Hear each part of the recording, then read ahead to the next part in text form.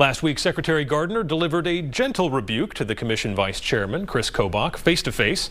In a press conference after the event, Kobach backed down ever so slightly from his Breitbart column, but he is still questioning the results of the 2016 election here. The election's over and done with, but clearly there are reasons for concern, and that's why the New Hampshire legislature has addressed it time and time again, continually going to this question ever since 2002 of what to do about the individual who drives into New Hampshire with the intent of casting a vote and then leaving and not establishing a domicile. So it's a vexing question, and I have great confidence that the legislature of New Hampshire will continue to wrestle with it. All right, on the other side of this issue, nationally, a leading voice has emerged, and that is former Missouri Secretary of State Jason Kander, who joins us again. Good to be with you. Thanks for being here, Jason. So you were there outside the NHIOP last week. You were at the protest. You've heard what Secretary Kobach says. There are still concerns with the 2016 election here in New Hampshire. What's your reaction to that? He's lying. He's really good at that. He does it a lot, and that's what he's doing here. He told a really big lie about New Hampshire voters last week, and then when Secretary Gardner called him out on it, he backed that lie down to a slightly smaller lie, and that's why he's calling it concerns. You know, I mean, look, he just accused a whole bunch of students in New Hampshire of being criminals, and he's lying about it, and I think he should be ashamed of himself. This idea of the drive-by voters, I mean, you were in Missouri, I'm sure. I can't imagine with a big state like that this is something that's talked about, but here there's a real belief that people come to this state in their car from either Massachusetts or wherever else to try and impact the elections here. Well, to the extent that that belief exists, we got to ask ourselves why, right? You got people like Secretary Kobach running around saying it. You've got the President of the United States who first told the largest lie, the biggest lie that a sitting president has ever told when he said there were 3 to 5 million illegal votes in the election.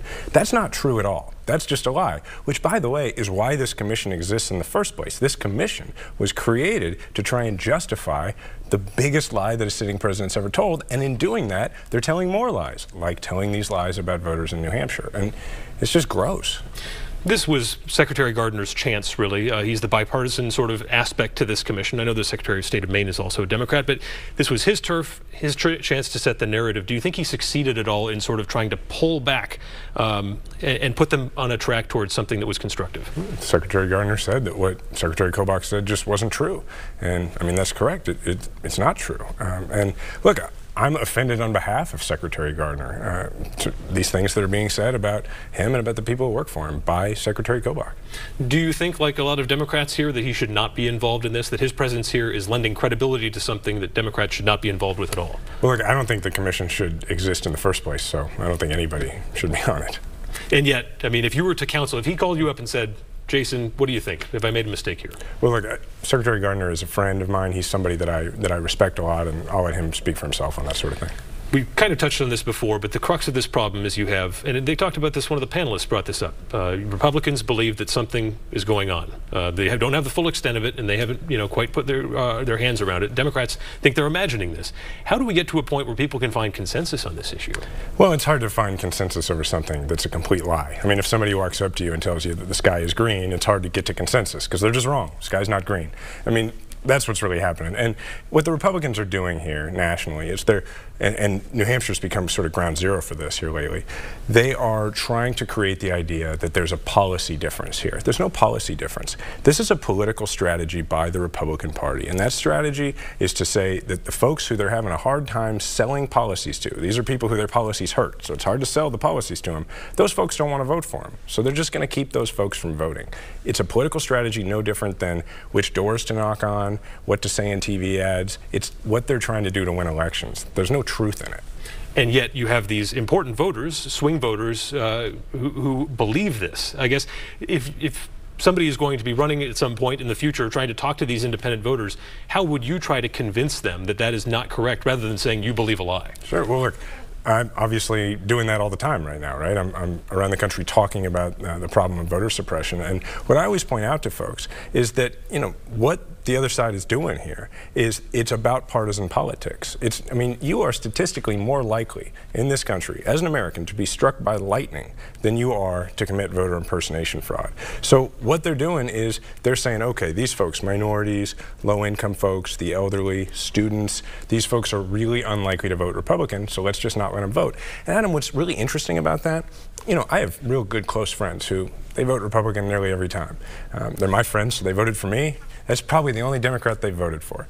But when we talk about this issue, they're not Republican elected officials. So they say this is wrong. They say it's wrong that anybody would do this. And the people who push this, it's not Republican voters. It's Republican elected officials who have something to gain. And that's a really important distinction to make. What is a reasonable restriction on, or at least a reasonable requirement for the kind of ID you should provide when you vote? Sure. Well, look, a chief election official, I was one in Missouri for 4 years, has a couple of responsibilities. The first is to make sure that only eligible voters vote. And there are reasonable things that are put in place to make that happen. And the show's probably not long enough to go into a long discussion of that. But, you know, the other thing is you got to make sure that every eligible voter has the opportunity to vote. And part of that is making sure that voters meet a lot of convenience at the polls. I mean, we live in a day and age where you can do a lot of things electronically. I'm not saying you should be able to vote electronically, but that creates a customer service expectation of the average American that's not unreasonable. The idea that you shouldn't have to wait in line for 2.5 hours to vote. The idea that, you know, in this day and age, things should be a little more convenient. And when Republicans are doing everything they can to make it a lot less convenient for a very specific population of people with a nasty habit of not voting Republican, I think it's pretty clear what they're doing.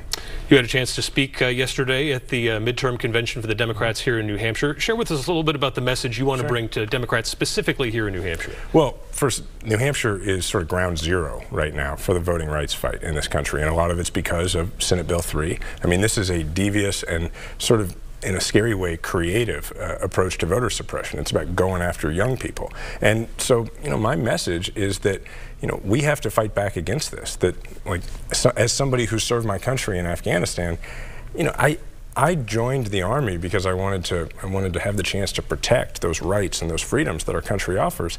And I'm not interested in sitting by and watching politicians like, you know, Donald Trump or Governor Sununu step forward and try and take away those rights. And quickly here, we have a lot of Democrats who may have an eye on 2020 weighing in on Medicare for all in this last week. Where do you stand on that? I've actually, since 2009, I mean, back in 2009, I signed onto a letter of state legislators. I was one calling for the public option. I'm a believer in this. I believe that health care is a right and should be treated as a right. And, you know, to me, this is actually not that different from a lot of things we've done in this country. We make sure that public school is available. We make sure that, you know, Social Security is available, and that's because we want people to be able to get educated, and we want to make sure that folks retire with dignity. I think we should make sure that nobody ever dies from a lack of health insurance in this country. Former Missouri Secretary of State Jason Kander. Thanks, Sam. Thanks for being here, and I'm sure we'll see you again. All right.